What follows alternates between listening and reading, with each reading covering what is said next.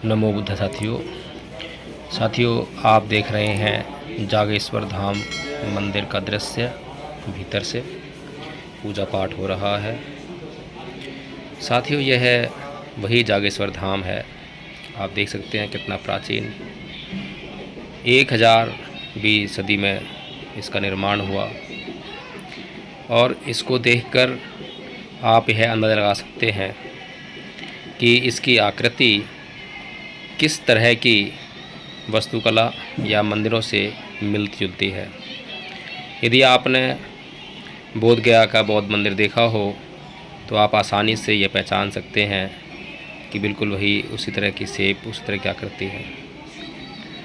साथियों, प्राचीन भारत में कोई मंदिर देखने को नहीं मिलते हैं। हिंदुओं के किसी भी मंदिर का कहीं पर कोई जिक्र देखने को नहीं मिलता है। रामायण में, महाभारत में कहीं पर भी किसी मंदिर का जिक्र नहीं है। और ये अगर आप देखें ध्यान से तो यहाँ पर छोटे छोटे मंदिर बने हुए हैं। और वे छोटे छोटे मंदिर नहीं हैं, बल्कि अगर हम थोड़ा सा चिंतन मनन करें तो बौद्ध भिक्षुओं के लिए बैठकर शून्यगार की भांति एकांत, जहाँ पर उन्हें धूप छाँव बारिश से बचाव हो सके और वे ध्यान साधना कर सकें, इस तरह की व्यवस्था करते हुए ये देखिए, ये आपके सामने एक छोटा मंदिर है। इसके भीतर बैठने की व्यवस्था है, लेकिन अभी जो है पाखंडियों ने इसमें पत्थर खड़े कर करके उनको शिवलिंग का नाम दे दिया है। और इस पर जो आकृति उभरी हुई हैं प्राचीन, जो ओरिजिनल हैं, उनको देखकर आप देख सकते हैं जो मूर्तियां हैं उन पर ये देखिए, इस आकृति के देखिए कान कितने बड़े हैं, जो कि आप स्वाभाविक से देख सकते हैं कि ये कान बड़े होने का जो संकेत है वो किस ओर इशारा करता है। ये एक मंदिर है, इसके भीतर बैठने की व्यवस्था है, लेकिन बाद में इसमें जो है जोड़ तोड़ करके इनके ऊपर कब्जा कर इन्हें शिवलिंग का नाम दे दिया। और सबसे बड़ी अचंभे वाली बात तो ये है कि आप देखेंगे कि जो अगर हम बात करें हिंदू मंदिरों की, अगर ये मान लें कि ये हिंदू मंदिर है, तो मंदिर कहाँ पर होते हैं? जहाँ पर काफ़ी जनसंख्या होती है, काफ़ी संख्या में लोग रहते हैं। क्योंकि हिंदू धर्म के मंदिरों की अगर बात करें तो उनका मतलब केवल और केवल लोगों के द्वारा दान से है।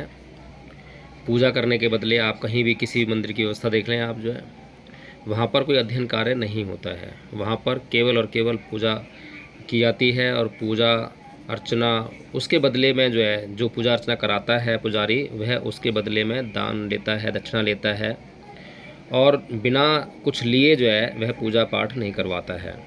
और अध्ययन का कोई मतलब नहीं है।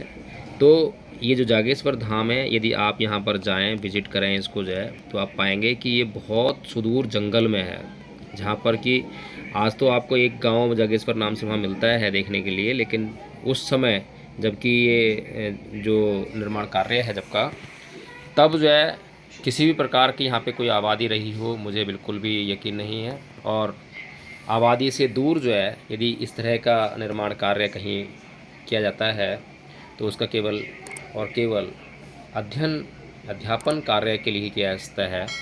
और प्राचीन काल में अध्यापन कहाँ पर हुआ करते थे, ये सभी को पता है कि जो बौद्ध मठ हुआ करते थे वहाँ पर अध्ययन कार्य चलता था। वहाँ पर बौद्ध भिक्षु जो है प्रशिक्षण लिया करते थे, शिक्षण लिया करते थे, ध्यान साधना किया करते थे। लेकिन हिंदुओं के मंदिरों में ऐसी कोई व्यवस्था नहीं थी। और आज भी आप देख सकते हैं कि किसी भी मंदिर में कोई भी इसी प्रकार की व्यवस्था नहीं होती है कि वहाँ पर कोई अध्ययन कार्य चल रहा हो या अध्यापन कार्य चल रहा हो। वहाँ पर केवल और केवल मूर्तियों को रखकर उनकी पूजा अर्चना करने की ही व्यवस्था होती है। तो साथियों, यह एक ऐसी जगह है जो कि बौद्धों की जगह है, लेकिन कालांतर में जो है जब बौद्धों पर आक्रमण हुआ तो हिंदुओं ने जो है ये सारी जगहें, सारे उनके बिहार बौद्ध मठ उनसे हड़प लिए, उनसे छीन लिए और उन पर कब्जा कर लिया, जो कि आज भी उनके कब्जे में है। साथियों, आप जागेश्वर धाम जाएं और जाकर जो है बड़ी ध्यान से इसमें देखें। और इसमें जो है प्राचीन कुछ भाषा में लिखा भी हुआ है, जो कि लगता है कि कुछ प्राचीन काल की भाषा ही रही हो।